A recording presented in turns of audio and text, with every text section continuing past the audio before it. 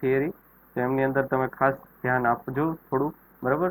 હવે એ વસ્તુ છે architecture of generic micro processor, બરાબર. અહીંયા તમને ઘણા બધા એવા શબ્દ જોવા મળશે કે જે જોઈને તમને એવું લાગશે ઓહો હો, અહીંયા તો ગ્લાન્સ લખ્યું એટલે શું થાય મને તો ખબર નથી સર, હવે શું કરવું, અહીંયા તો જેનેરિક લખ્યું મને નથી ખબર. કાંઈ વાંધો નહીં, એવા શબ્દને તમારે જોવાની જરૂર નથી.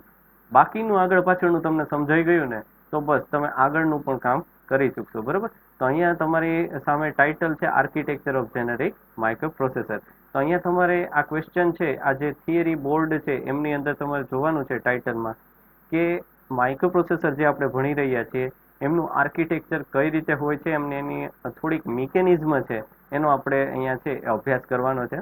તો આ બધું જે અભ્યાસ કરશું એમનો તમને થોડોક પેલા લેઆઉટ આપી દઉં કે જે ક્વેશ્ચન છે એ તમે આ બુકના રેફરન્સમાં આપણે જે વાત કરીએ છીએ તો તમે જોઈ શકો છો કે એનો આન્સર છે એ કઈ રીતે અહીંયા લખેલો છે. પણ આપણે એવી રીતે ટ્રાય કરશું કે જે આન્સર છે એ તમે ઇઝીલી કેચઅપ કરી શકો અને આપણે અહીંયા જોઈ શકીએ કે આ બફરિંગ સુધી છે એનો આન્સર આપણે અહીંયા લખવો જોઈએ. તો કઈ રીતે લખશું, શું લખશું એ આપણે સ્ટેપ બાય સ્ટેપ છે હમણાં જોતા જશું, તમને ખ્યાલ આવી જશે, બરોબર.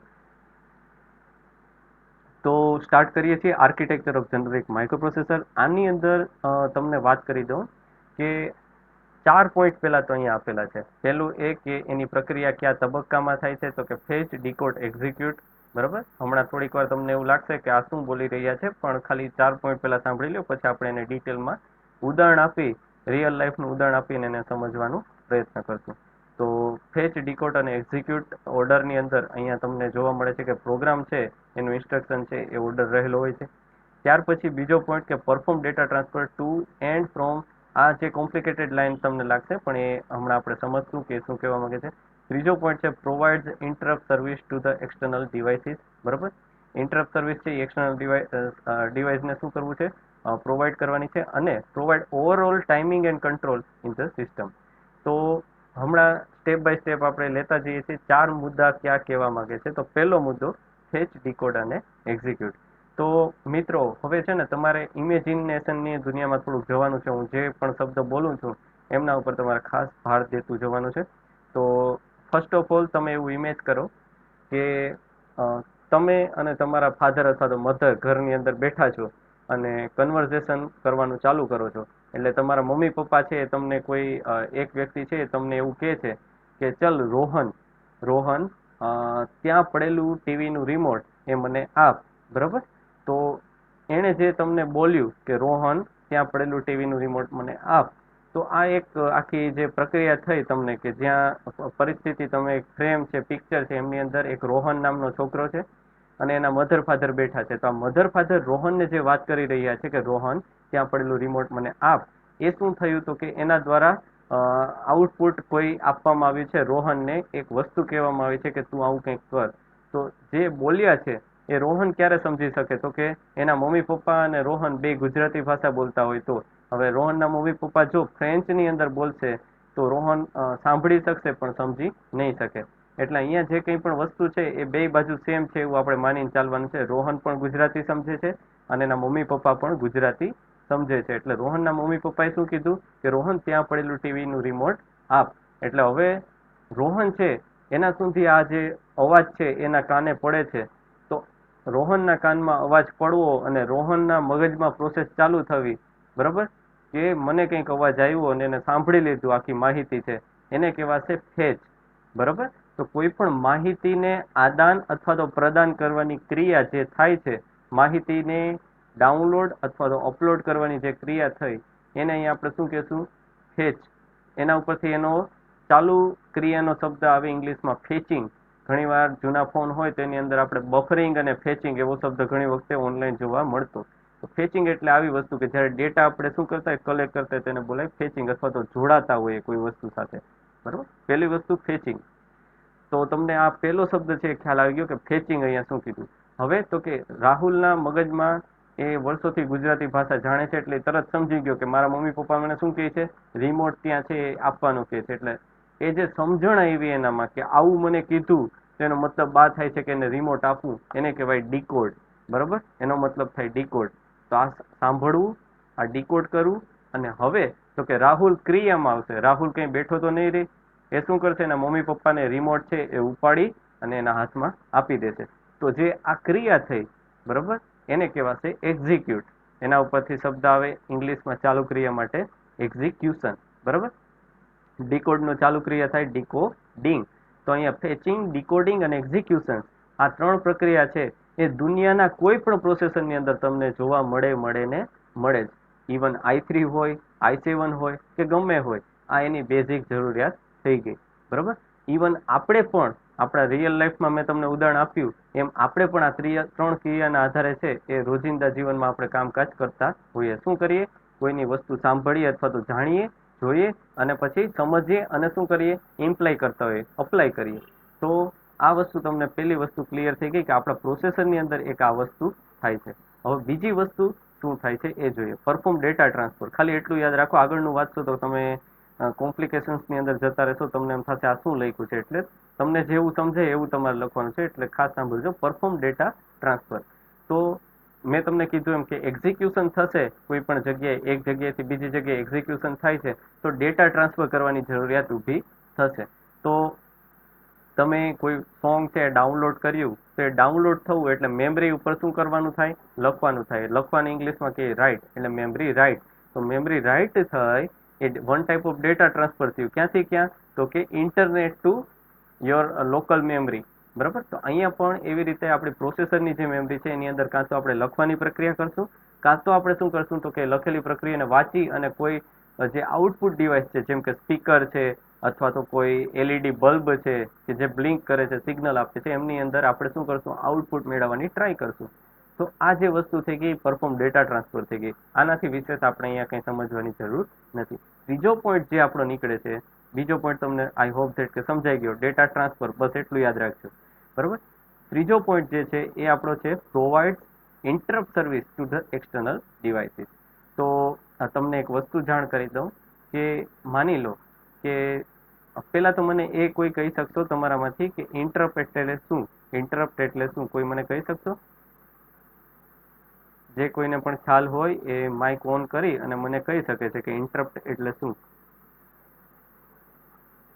બહુ સરસ. આપણે એક ઉદાહરણ જોવાના છીએ, પણ પહેલા હું તમારા આગળથી એક જાણવા માંગુ છું કે ઇન્ટરપ્ટ એટલે શું.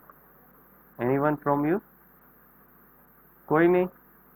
કમેન્ટમાં લખી શકો છો.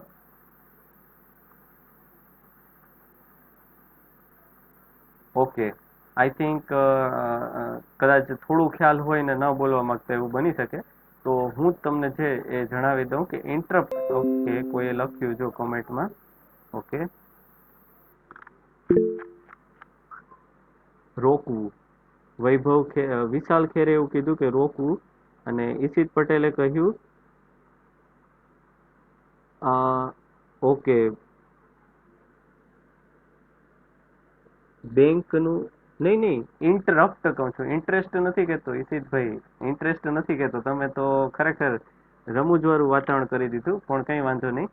હવે આપણે વાત કરીએ કે ઇન્ટરપ્ટ એટલે શું. તો કે હું મારું કંઈક કામ કરતો હોઉં ને મારો નાનો ભાઈ છે એ મારા કામમાં શું કરે? ખલેલ પહોંચાડે.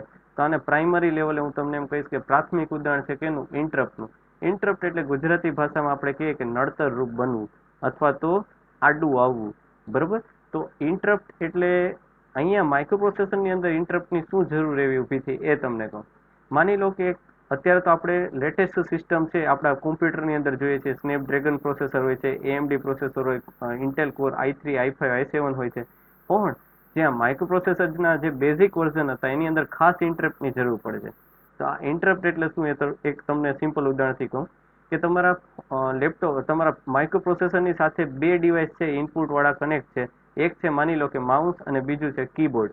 હવે હું માઉસથી પણ કર્સર ફેરવી જાઉં છું અને કીબોર્ડમાં પણ લખે જાઉં છું, તો થઈ શકે કે એ બંને ક્રિયા આપણું પ્રોસેસર કેપેબલ નથી કે સાથે કરી શકે. તો પ્રોસેસરને કઈ રીતે નિર્ણય લેવો કે કઈ ક્રિયા મારે પ્રાયોરિટીમાં લેવી, બરોબર. પ્રોસેસરને નક્કી કરવું પડે કે કાં તો હું કીબોર્ડનું સમજું, કાં તો હું કોનું માનું?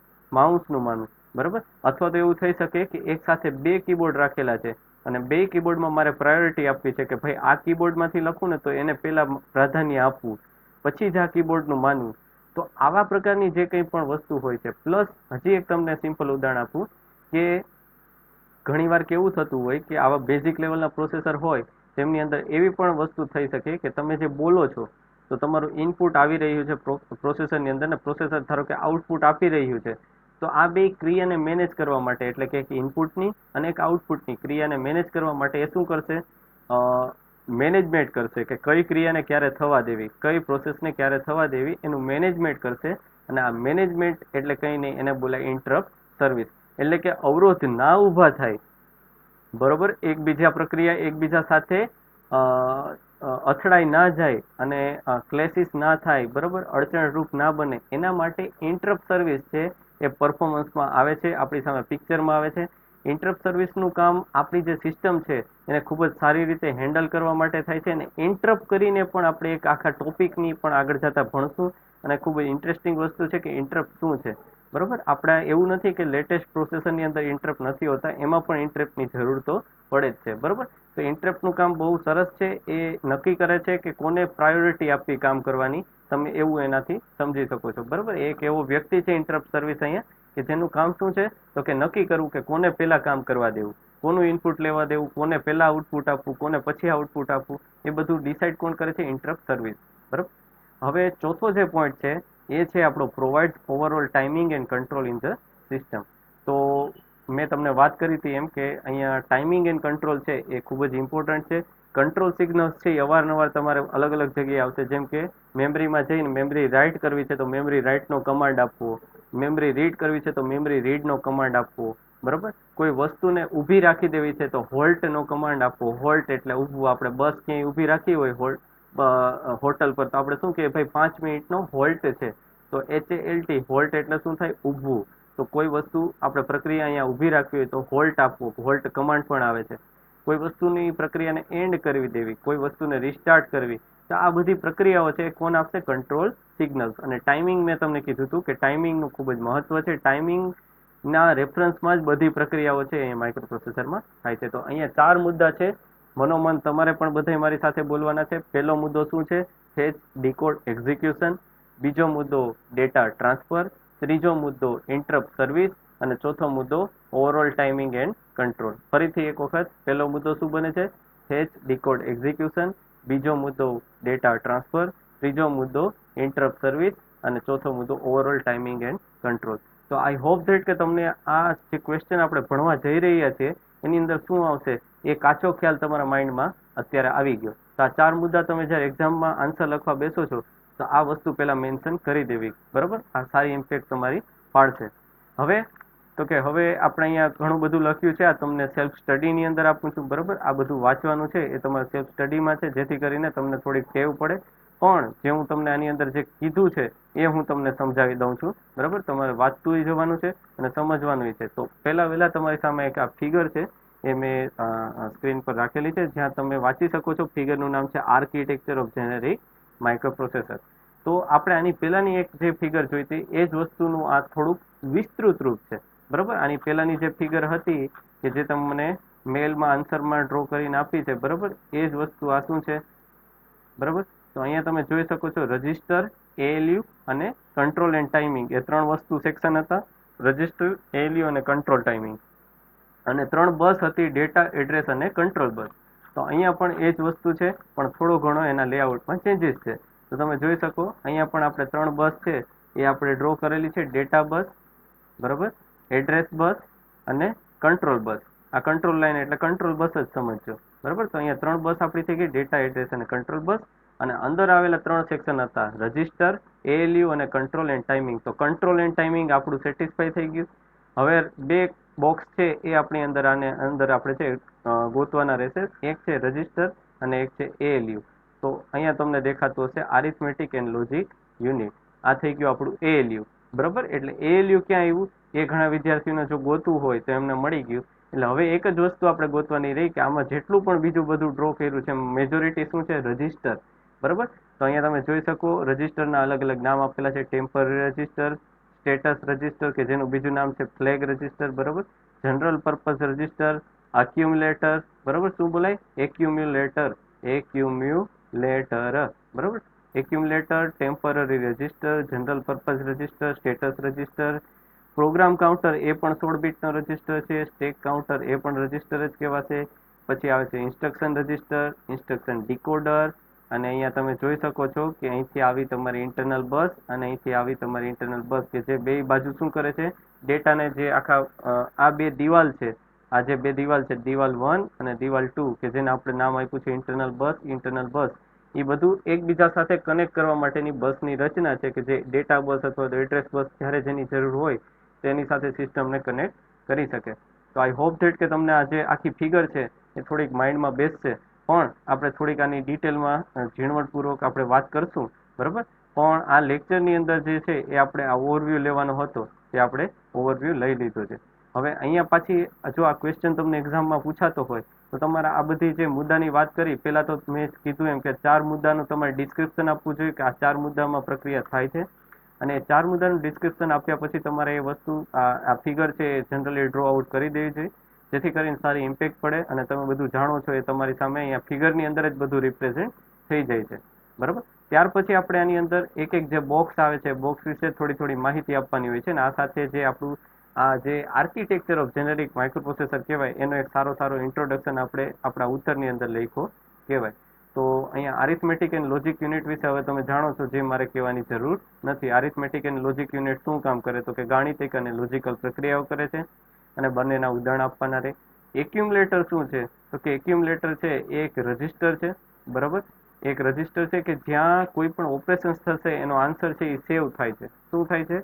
સેવ થાય છે, જેને શોર્ટમાં કેપિટલ એ તરીકે ઓળખવામાં આવે છે, બરાબર. એક્યુમ્યુલેટરને કેપિટલ એ તરીકે અહીંયા ઓળખવામાં આવે છે, બરાબર. અને અહીંયા તમે જોઈ શકો છો કે આ એક સ્પેશિયલ રજિસ્ટર છે, બરાબર. આ કોઈ જનરલ રજિસ્ટર નથી, આ એક સ્પેશિયલ છે, કારણ કે આ તો હશે જ, બરાબર. કદાચ ટેમ્પરરી રજિસ્ટર છે એની અંદર કંઈ હોય ના હોય, પણ કોઈ પ્રક્રિયા થશે તો અહીંયા એક્યુમ્યુલેટરનો તો તમે અવારનવાર ઉપયોગ કરતા જ હશો, એટલે એક્યુમ્યુલેટરનું ખાસ મહત્વ છે. અહીંયા એક્યુમ્યુલેટર છે એ 8 બીટનો એક રજિસ્ટર છે, બરાબર. અને એની અંદર એ પ્રમાણે માહિતી છે એ સ્ટોર થાય છે, અને એક્યુમ્યુલેટર છે એ તમારા બધા જ ઓપરેશન તમે કરતા હોવ છો તો એક જે તમારો એક માહિતી હોય છે એક્યુમ્યુલેટરમાં સેવ થતી હોય છે, એક ધારો કે ટેમ્પરરીમાં સેવ થતી હોય છે, અને બંનેનું જે પ્રોસેસ છે એ તમારે એએલયુમાં થતી હોય છે, ને એએલયુનો જે જવાબ આવે છે એ આઈધર એક્યુમ્યુલેટર અથવા તો તમે કોઈ મેમરીના એડ્રેસ પર મોકલો છો ત્યાં જતો રહેતો હોય છે. તો અત્યારે થોડુંક તમને આ બોલું છું એ સમજમાં નહીં આવે, પણ નેક્સ્ટ લેક્ચરની અંદર આપણે આ વસ્તુ છે એ ડિટેલમાં સમજવાની છે, જ્યાં આપણે બહુ જ સરસ લેક્ચર હશે, જેની અંદર આપણે ખાસ જોવાનું રહેશે કે આ જે ટેમ્પરરી રજિસ્ટર છે એ કેટલા બીટનો હોય છે, એનું શું કામ હોય છે. એક્યુમ્યુલેટર રજિસ્ટર છે કેટલા બીટનો હોય છે, એનું શું કામ હોય છે. જનરલ પર્પઝ રજિસ્ટરની અંદર કયા કયા રજિસ્ટર આવે છે, પ્રોગ્રામ કાઉન્ટર શું છે, સ્ટેક પોઇન્ટર શું છે. તો આની ખૂબ જ સરસ મજાની આપણે ડિટેલ છે એ નેક્સ્ટ લેક્ચરની અંદર છે એ લેવાના છીએ. તો આજનો લેક્ચર છે આપણે અહીંયા જ રાખીએ છીએ.